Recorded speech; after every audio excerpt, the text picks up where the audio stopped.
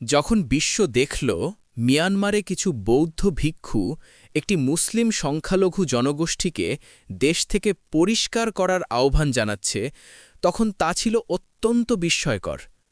কারণ ভিক্ষুরা তো শান্তির বার্তা দেওয়ার কথা, লোভ ও ঘৃণা দূর করে নির্বাণ লাভের শিক্ষা দেওয়ার কথা। তাহলে প্রশ্ন হল, কিভাবে কিছু ভিক্ষুই একসময় গণহত্যার মুখ হয়ে উঠল?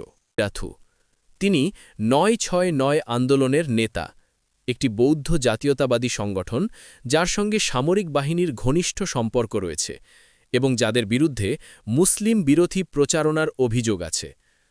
৯৬৯ সংখ্যাটি বুদ্ধের গুণাবলীকে নির্দেশ করে। তিনি দাবি করেন রোহিঙ্গা মুসলমানদের কারণে বৌদ্ধ ধর্ম অস্তিত্বের সংকটে পড়েছে। কিন্তু এই ঘৃণা হঠাৎ করে জন্ম নেয়নি। এটা বোঝার জন্য আমাদের ফিরে যেতে হবে ১৫০ বছর আগে, একটি উপনিবেশিক ব্যবসায়িক সিদ্ধান্তের কাছে, যা তৈরি করেছিল একটি পরিচয়ের ফাঁদ। ১৮০০ সালের দিকে ব্রিটিশ সাম্রাজ্য তৎকালীন বার্মা, আজকের মিয়ানমারকে একটি স্বাধীন দেশ হিসেবে নয়, বরং একটি কর্পোরেট খামার হিসেবে দেখত। আরাকান অঞ্চলে তারা লক্ষ্য করল এই পশ্চিমাঞ্চল যথেষ্ট লাভ দিচ্ছে না। তাদের সমাধান ছিল ব্যাপক অভিবাসন।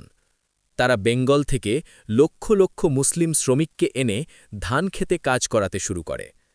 এরপর ব্রিটিশরা আরও একটি ক্ষতিকর কাজ করল।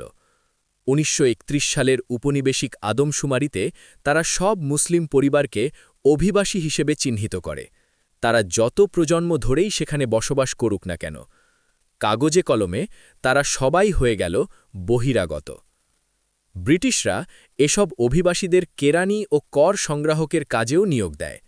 ফলে অনেক বৌদ্ধ গ্রামের মানুষের কাছে উপনিবেশিক শাসনের মুখ হয়ে ওঠে পাশের মুসলিম প্রতিবেশী, যে হয়ে যায় এক সুবিধাজনক বলির পাঠা।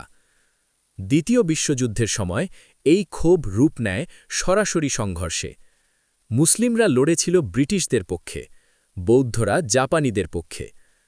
১৯৪৮ সালে ব্রিটিশরা দেশ ছেড়ে গেলে তারা রেখে যায় একটি রাষ্ট্র যা কার্যত গৃহযুদ্ধের জন্য প্রস্তুত ছিল।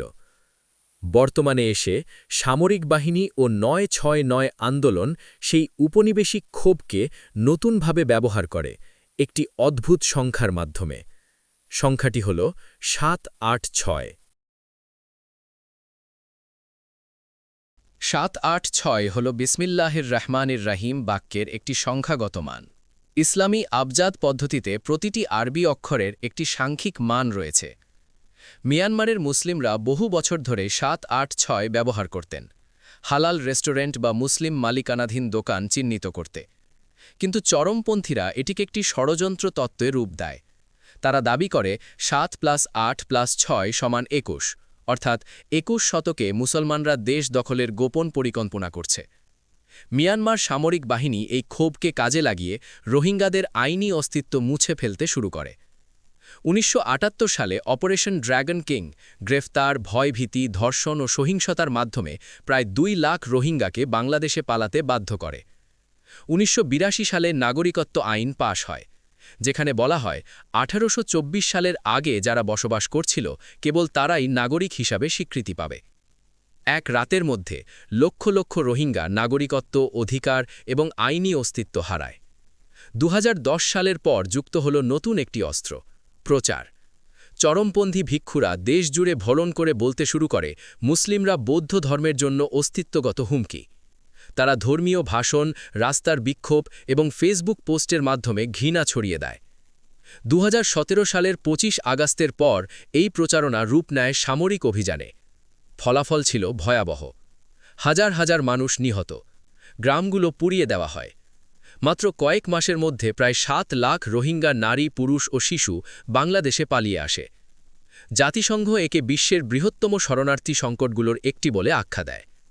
জাতিসংঘ ও মানবাধিকার সংস্থাগুলো এই ঘটনাকে যুদ্ধাভ্যাস, মানবাধিকার অপরাধ এবং গণহত্যা হিসাবে চিহ্নিত করেছে।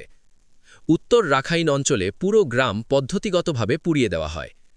আজ প্রায় ১০ লাখ রোহিঙ্গা বসবাস করছে কক্সবাজার ও আশেপাশের এলাকায়, যা পৃথিবীর সবচেয়ে বড় শরণার্থী শিবির। তারা ফিরে যেতে পারে না, তাদের নেই নাগরিকত্ব, নেই কোনো স্বীকৃত দেশ, নেই আইনি পরিচয়। 1 শতাব্দী আগে যাদের উপনিবেশিক খাতায় বহিরাগত বলা হয়েছিল, আজ তারা সেই পরিচয়ের বোঝা বয়ে নিয়ে বেঁচে আছে।